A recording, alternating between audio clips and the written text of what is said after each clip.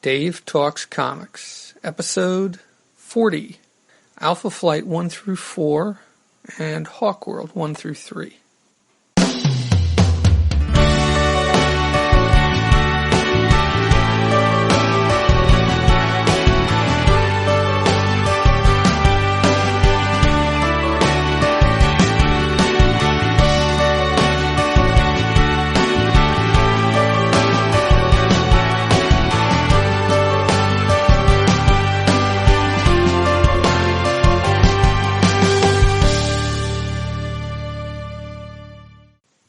Dave Talks Comics is a podcast on the subjects of comic books and cartoons.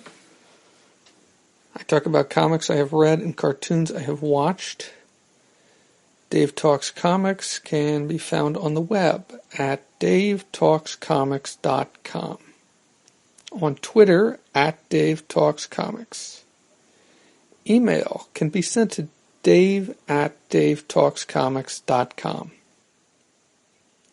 I talk from my notes on these comics. I don't go panel by panel. I try to do more than just summarize the stories. This podcast is not spoiler-free. I try not to spoil everything, but in the process of talking about these stories, I may spoil them in some way.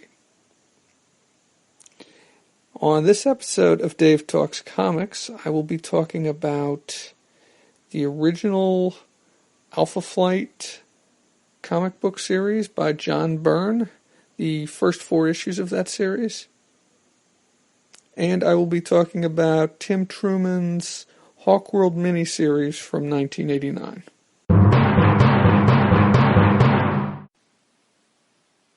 Okay, I've been reading some John Byrne books. Right now I'm going to talk about Alpha Flight. I have the first 16 issues of Alpha Flight, and I have a few of them from John Byrne's run, which I think went through about issue 27. So I'm definitely going to read at least 1 through 12, because 12 ends at a pretty definitive moment. There's a big event that happens. So I've read the first 4 issues, and I want to talk about them. Now, there's not a whole lot of nuance to these books. They aren't really, there's nothing real deep happening here. So unfortunately, I don't think there's too many great moments. And I don't know if it's John Byrne or, let's see, who's the editor is, Denny O'Neil. I'm not sure, but there's nothing that really strikes me as, there isn't too much stuff that strikes me as weird or funny. So a lot of this is just going to be kind of a rundown of what happened in these issues. So the first story is, or the first issue basically, it introduces the team and they face off against a villain, and this is a double-sized issue, so I guess that means it's probably about 40 pages. So you get introduction of their leader, who at this point is named Vindicator. He will later be named Guardian. And he's the one who looks like a giant maple leaf, or has a giant maple leaf on his costume. It's all red and white, or maybe red, and maybe it's crimson. I'm not sure exactly what color that should be. Then you get a bit about this guy who's out in the wilds of Canada, because this whole thing takes place in Canada, because Alpha Flight is a Canadian superhero team. Somewhere up in the Northwest Territories, I think this is supposed to be. And he basically brings to life this creature from the earth. And in some ways, in particular, one panel in particular really reminded me of a story from John Byrne's Namor run, which would come about 10 years later. Or maybe a little less than 10 years later, maybe about 7 years later, some 6 or 7 years later. And so he uses some magic to bring this creature to life. Meanwhile, you're getting introductions of these characters from Alpha Flight. It's all these little vignettes that introduces each of the team members. As I mentioned, Vindicator, then you get Aurora and North Star, then you get Aurora and North Star. Then you get Puck. Now Puck, and then you get Marina. Puck and Marina. Okay, so this wasn't the first appearance of Alpha Flight. Alpha Flight had appeared in the pages originally of X-Men, and then there'd been an appearance or two in like Marvel Team Up and Marvel 2-in-1, and actually in the letters page to this comic, and it's not really a letters page as much as it is a page where the creator talks about the book. John Byrne discusses the early appearances and origins of Alpha Flight, how the book came to be, how the team came to be, and he also talks about Guardian's name, how he originally wanted to call him Guardian. He ended up having to name him Vindicator, and the reason was they were coming out with the Guardians of the Galaxy book at that point, and they were afraid people would get confused, Guardians of the Galaxy. So at this point, in the first issue, he's still called Vindicator, but you'll see in the second issue that he says, well, that name doesn't really make sense, and then he takes the name Guardian. So getting back to this, 5 of these team members had appeared before: Vindicator, Snowbird, Aurora, North Star, Shaman, and Sasquatch. Okay, that's 6. I lied. The 2 new members are Puck and Marina, and so and so there's these little vignettes on each of these characters. And basically they get warned about this creature that's being created that I mentioned before, and they all fly up to the Northwest Territories, and, well, they don't all show up. I don't think Puck makes it there because he doesn't have any powers of flight or any way to really get around, but the others do. And basically they deal with this creature, and that's the end of the story. And let's see, do I have anything else in my notes for first issue? No, that's pretty much it for the first issue. Oh, and then there is a great ad, and I will have to scan this. I'm also going to scan a couple other things or take pictures of them because there's a great ad for Power Man and Iron Fist. I think this is drawn by Bart Sears. The BS is the signature on it, and I think Bart Sears drew them. And it's Power Man pointing a finger at the reader, saying, "You better read this or else," meaning Power Man and Iron Fist. Okay, so that's the first issue. Issue 2. Basically, what happens in issue 2 is the team is practicing, is sparring, and all of a sudden Marina freaks out and she guts Puck for no apparent reason, and then she takes off and it disappears incredibly fast. So Shaman, and after they take Puck to the hospital, Shaman stays there because he's actually a doctor in real life, and the rest of the team takes off to try and find Marina. So then you get a little bit of an origin of Marina and how she was. There was this egg that was found by her adoptive father, who was a sailor, who was a fisherman, and he brought it home, and Marina was born out of that. And Marina looks kind of different. She's like green, and she's got these dark eyes, which don't seem to have a pupil. They're just kind of black. Anyway, she winds up swimming north, and she winds up in this place somewhere, I don't know if it's the Arctic or near the Arctic, but she swims into this what you later find out is a spaceship,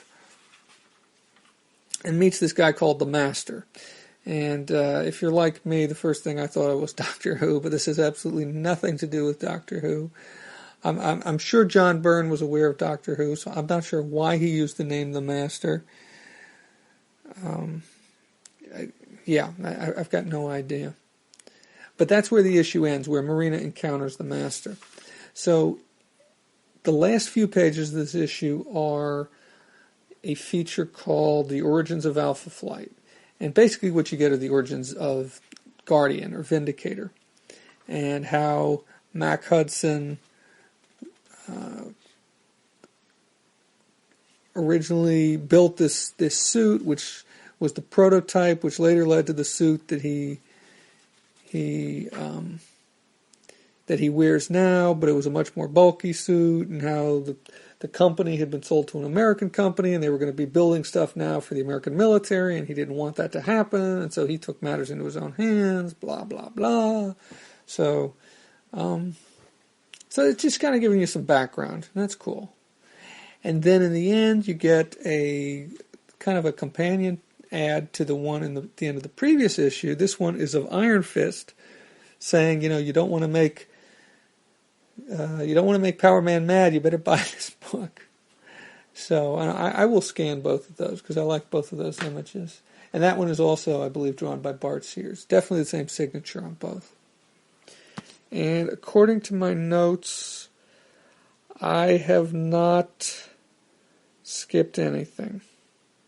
Yep, I think I've covered everything from my notes. Okay, so issue number 3 had this really cool cover, which shows Aurora getting kind of trapped by all these poles that are coming down around her from different directions, left, right, up, down, and looks like she's freaking out, which is exactly what happens inside the issue. But it's really cool because, with the exception of the lettering and the box that shows the team members, the cover art other than that is all basically black and white. And I guess her face is not black, and her eyes are not black and white, but everything else is basically black and white. So I thought that's a really cool cover. I really like that. Probably my favorite of the 4 so far. Yeah. So basically, Alpha Flight is searching for Marina. Alpha Flight, with the exception of Shaman and Puck. Puck's still in the hospital, and Shaman is still looking after him. So they find the spaceship, which Marina wound up at. And then you have this sequence where Aurora gets trapped, and then Sasquatch comes in and saves her. But then, the thing I forgot to mention was that Aurora has, let's see, what they used to call multiple personality disorder, and now they call something else. And I can't remember exactly what it is. But basically, she has more than one personality, and in her civilian life, she's a teacher, and she doesn't want to have anything to do with Aurora, and Aurora is she considers Aurora to be a slut, and she's very prim and proper, and very, wears very long dresses, and not very revealing clothing, and Aurora's much more carefree. And anyway, going through this incident where she almost gets trapped, she reverts back to her civilian identity and is kind of freaked out.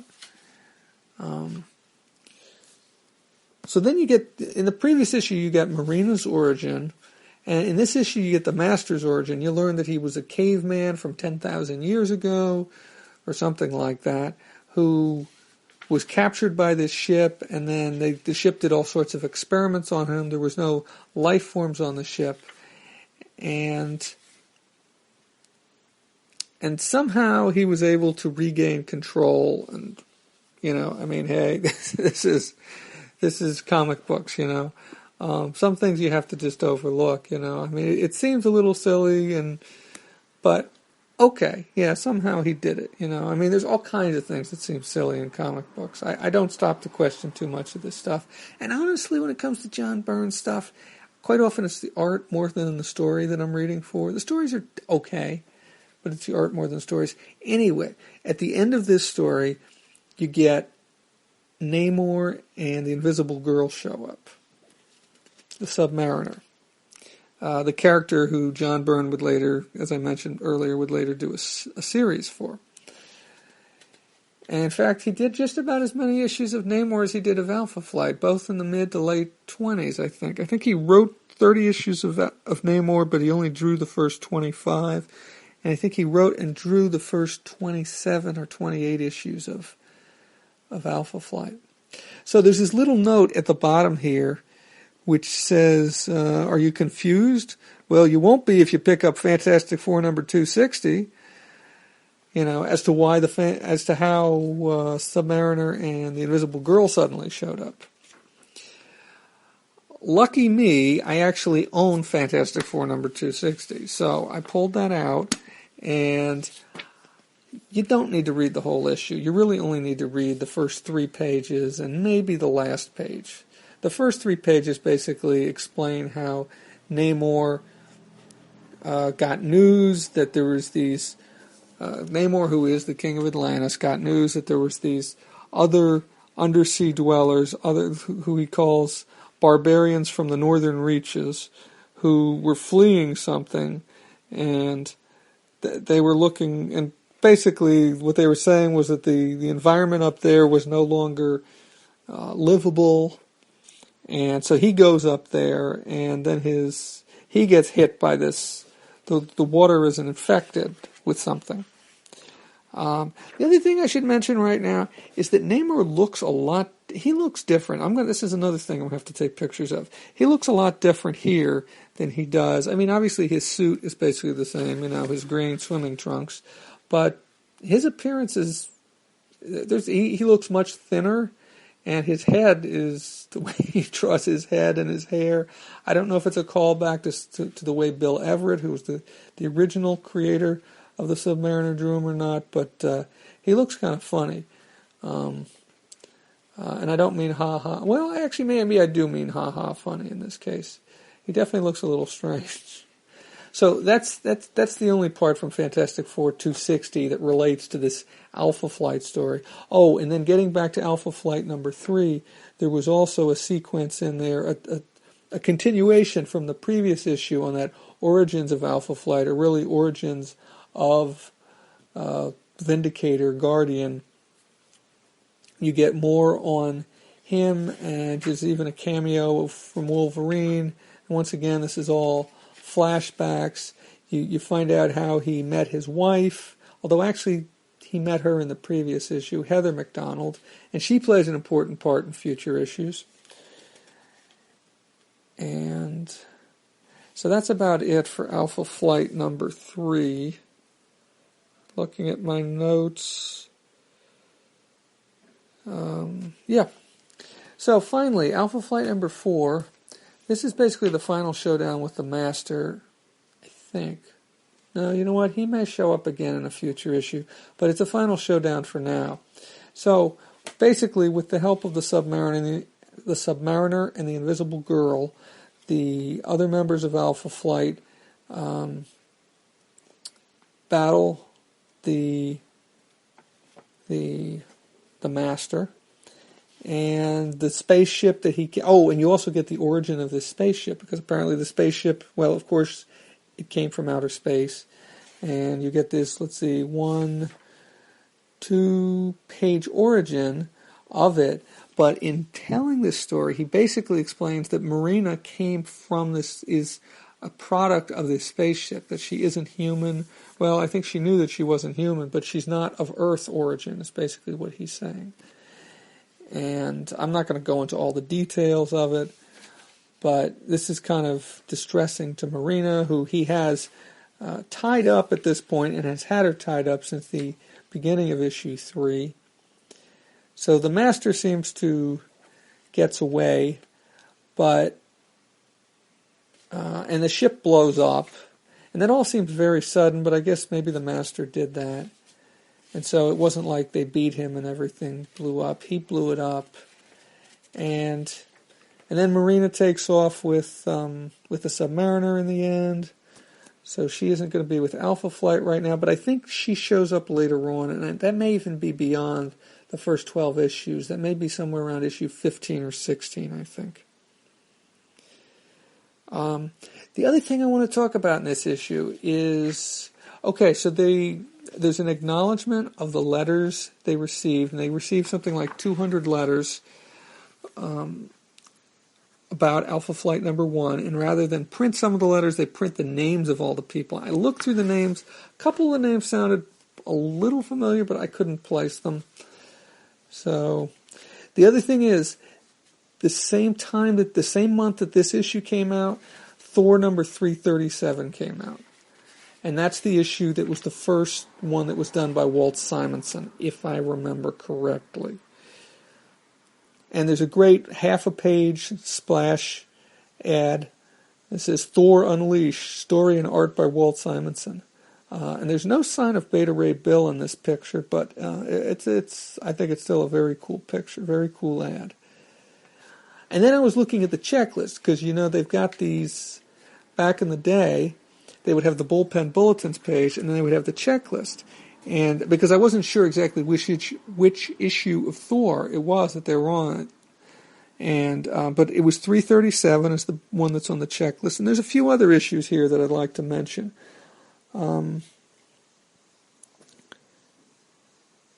Let's see. Well, Daredevil number 200, that's obviously an anniversary issue or a landmark issue. I haven't read that, though.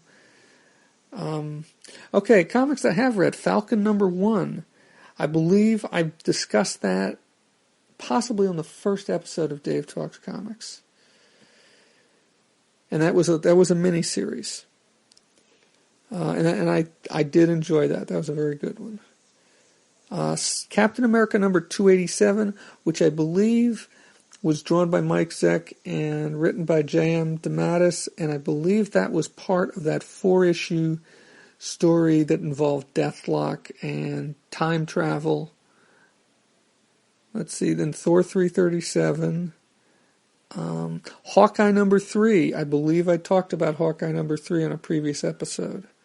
Or I talked about the Hawkeye Limited series, which is what this is, which was the first time that Hawkeye got his own comic book, which is a very good, very fun series. And no, it didn't introduce Mockingbird, but it was kind of the origin of Mockingbird and Hawkeye's relationship. And let's see, well, X-Men number 175, which I don't have anymore, but I used to own, which was a double-sized issue. I think it was supposed to be some anniversary, maybe the 20th anniversary, because this would have been 1983, and I believe the X-Men number 1 came out in 1963. But that was when the Phoenix, it seemed like the Phoenix was coming back, because Scott Summers, Cyclops, had been dating, I don't know if they've gotten married yet. Maybe they were, actually I think they were married at this point. He'd married Madeline Pryor, and there was this whole issue, who was also a redhead like Jean Grey, who had been killed in issue 137 of X-Men. And so this was a big issue. It's a pretty cool cover. I think Paul Smith drew the cover. He may have drawn the comic as well. Yeah.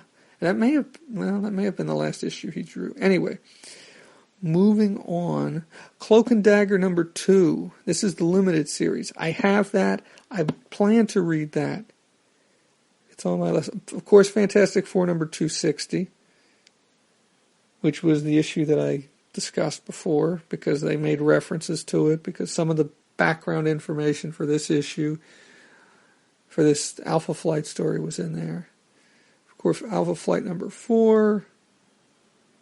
Official Handbook of the Marvel Universe number 11. Well, if you've been listening to this podcast, you may know that I've started to go through the Oh Hot Moose, the Official Handbook of the Marvel Universe, but I'm still only on the first issue. I think that's about it as far as issues that I have read. Yeah.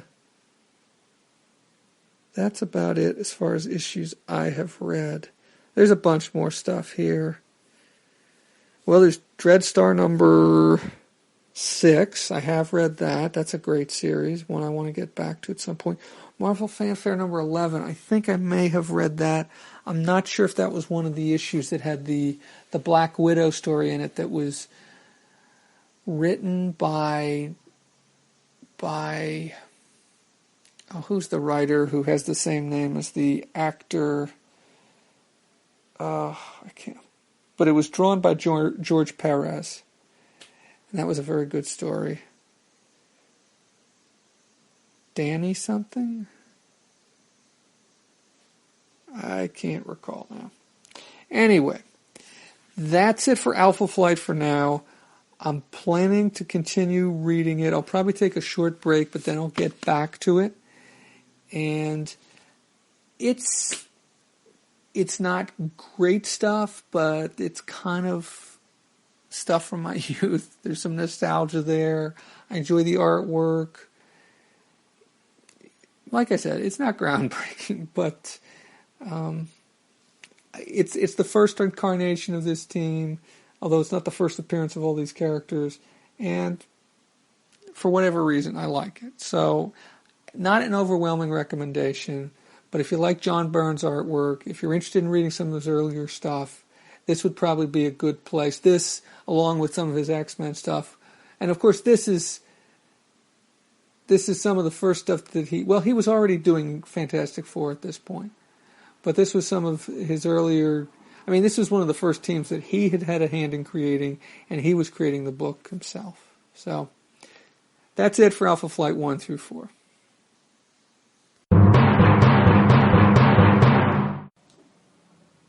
Hawkworld by Tim Truman with Al Catania and Sam Parsons. On episode 36 of Dave Talks Comics, I talked about the collection of Hawkman stories by Gardner F. Fox and Joe Kubert. I believe I said something about having previously talked about Tim Truman's Hawkworld series, and I thought that I had. I definitely read it, but for whatever reason, I hadn't recorded anything on it. So I'm going back and I'm recording something about it now. I read this a couple months ago, but I flipped back through it and I made some notes and just wanted to highlight some things. First off, I think it's an excellent story. I really like the look of the book. This originally came out in 1989. It was a 3-issue prestige miniseries. It has been collected in trade, I believe, back then around 89, 90, and then again in very recently, I believe it was collected again. So it should be out there, whether you want a used or a new copy. I'm not sure if it's available electronically or not. So like I said, it was a 3-issue prestige miniseries. So this is set on Thanagar, and this kind of builds on, it's an origin story basically, but this kind of builds on the stories from the Silver Age. This takes place, of course, post-Crisis on Infinite Earths. I don't think this is the first version of Hawkman that appeared post-Crisis on Infinite Earths. I believe there was the Shadow Wars of Hawkman or something like that, and I believe that appeared before this, but it wasn't by Tim Truman. It was by somebody else. Maybe I'll follow up on that, look that up. I think I have at least one issue of that. Possibly, though, but that was also just a mini-series, just 4 issues. At this point, the only time he'd had his own series was when he was back in the Silver Age, when I believe Joe Kubert was drawing it, and I think Gardner F. Fox was writing it, and that was after those Brave and the Bold issues. So anyway, this incarnation of Hawkman, he's basically, it's all set on Thanagar. None of it takes place on Earth. He is a policeman. He's a rookie policeman. They dress up like what Hawkman dresses like. They wear these wings and the armor. Well, not necessarily armor, but the suit that Hawkman frequently wears. Although I don't think they're usually bare-chested as Hawkman is usually shown to be. And so he's coming up through the ranks. He's learning about stuff. His father is a famous statesman. Hawkman, Qadar Hall, is basically a child of privilege. He comes from a family with money, a family with a background. And the story kind of focuses on the corruption that has happened on Thanagar. And Thanagar is kind of portrayed as a society that has kind of devolved. It's a bit of an empire. It has dominated other worlds, and the people in charge, the people in power, the people with money no longer care about the people who are at the bottom, the poor. And the beat that he is working deals with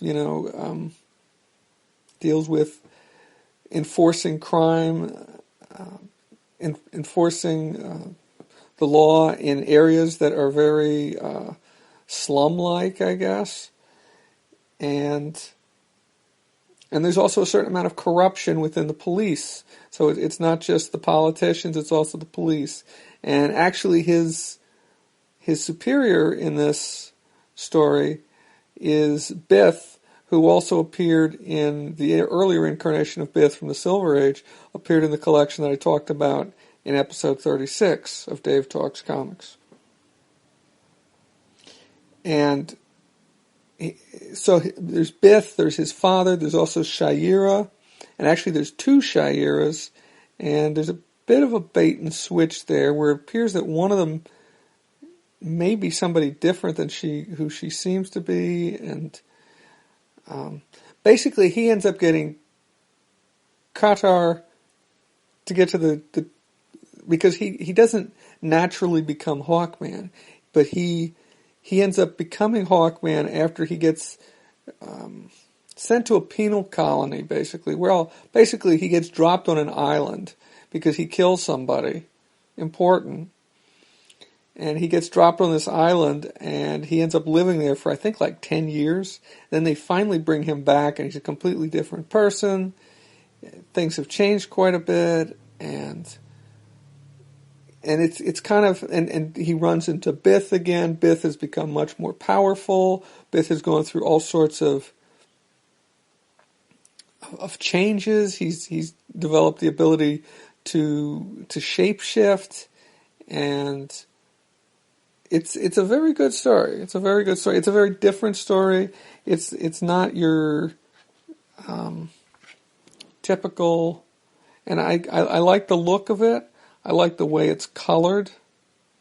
I like the visual storytelling. There's some great visual storytelling in here that's done without words, that's done solely with pictures, and I think Tim Truman does a great job putting that stuff all together. So I think that's about it. I'm just flipping through the book right now, trying to see if there's anything else that I've forgotten. There's a brief mention of the Man-Hawks in here, although they don't look exactly like they did in the Silver Age when Joe Kubert drew them and Gardner F. Fox was writing it.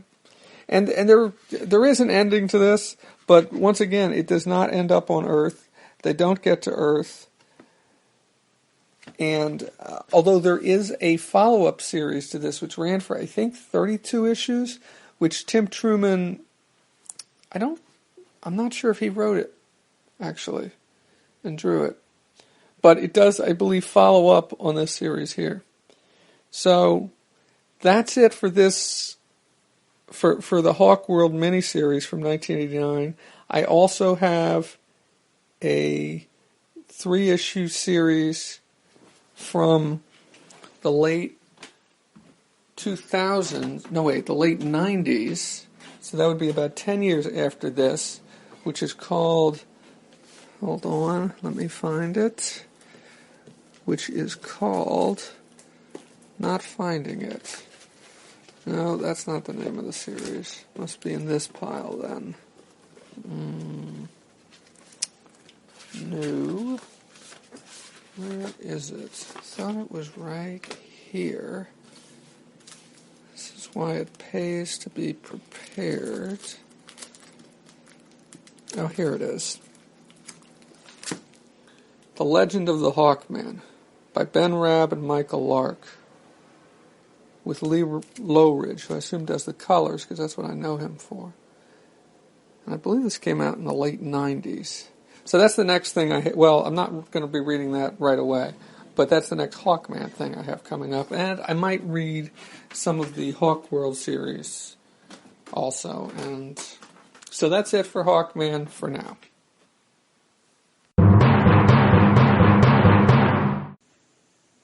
Oh, a couple more things. In this episode, I mentioned a writer, a comic book writer who has the same name as an actor. The writer I was referring to was Ralph Macchio. And the other thing I wanted to say was that the Baltimore Comic Con is coming up really quickly It's about 2 weeks away. It is Friday, Saturday, and Sunday. I believe the 5th, 6th, and 7th. The 5th, 6th, no, I don't think that's quite right. I think it might be the 7th, 8th, and 9th. Anyway, it's the first Friday, Saturday, Sunday of September. I'm planning to go on Friday and Saturday. I have other plans for Sunday, so I won't be going that day. Anyway, it's a really good show, and if you're in the area, it's worth going to.